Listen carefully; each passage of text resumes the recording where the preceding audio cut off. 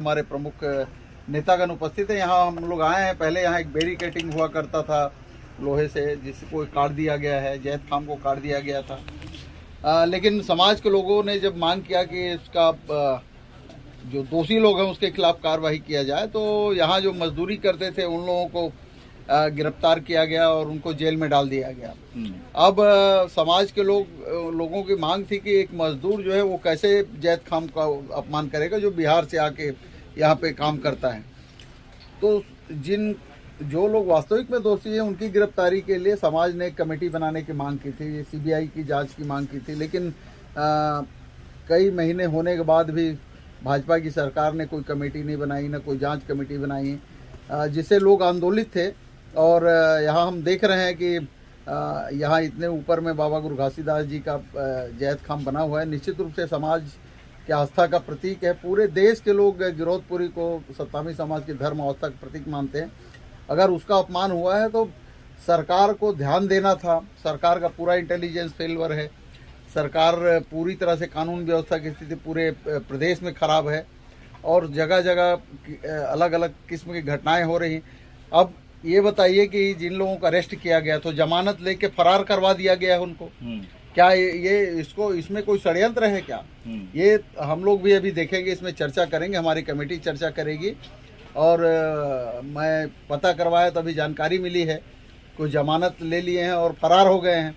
तो उनको फरार कराने में किसका षड्यंत्र है? क्या उसमें सरकार का षड्यंत्र है? वास्तविक दोषियों को बचाना चाहती कि क्या चाहती, वो सब हम जांच करेंगे। और कल हमारे प्रदेश अध्यक्ष जी, पूर्व मुख्यमंत्री जी, नेता प्रतिपक्ष जी भी बलौदा बाजार आएंगे। सब मिल बैठ के चर्चा करेंगे और जो वास्तविक स्थिति है उसकी जानकारी हम लोग अपनी जांच रिपोर्ट में हमारी पार्टी अध्यक्ष जी को सौंपेंगे। दरिया जी, एक बड़ा आंदोलन बलौदा बाजार में किया गया, बहुत आगजनी वगैरह भी हुई, हालांकि आस्था पर चोट हुआ और आक्रोशित जो समाज के लोगों ने वहां पर आंदोलन किया। ऐसा भी बताया जा रहा था कि आंदोलन में बाहर के लोग आकर इस तरीके से वारदात को अंजाम दिए। कितना फेल्योर मानते हैं इसको शासन प्रशासन की नजर से? देखिए, प्रशासन फेल्योर है, शासन फेल्योर है और भारतीय जनता पार्टी की सरकार जो है जब से बनी है तब से पूरी तरह से फेल्योर है और इनका इंटेलिजेंस भी फेल्योर है। जब इतनी बड़ी रैली हो रही है, सभा हो रही है, तो पहले ही अगर ये समाज की मांग को मान लिए रहते, जांच कमेटी बना देते, समाज के लोगों को बिठा के बात करना था। ये कहते हैं कि समाज के लोग बिठाए थे, समाज के लोगों को नहीं बिठाए थे इन लोगों ने। ये भारतीय जनता पार्टी के नेता उनके समर्थक लोगों को बिठा के चर्चा किए हैं। समाज के लोगों को, सभी हमारे प्रदेश के जो लोग हैं शांतिपूर्वक काम करते हैं, हमारे सतनामी समाज अहिंसा पर विश्वास करते हैं। अगर ये पहले कदम उठाई रहती सरकार तो ये घटनाएं नहीं होती, इसको रोका जा सकता था। और जब कल आंदोलन हो रहा था तो इनका प्रशासन कहाँ था? क्या उनका इंटेलिजेंस फेल्योर है? इतने लोग वहां पे आ गए थे और उसमें कुछ लोग कुछ षड्यंत्रकारी भी रहे होंगे। अब वो कौन थे उसको देखना पड़ेगा।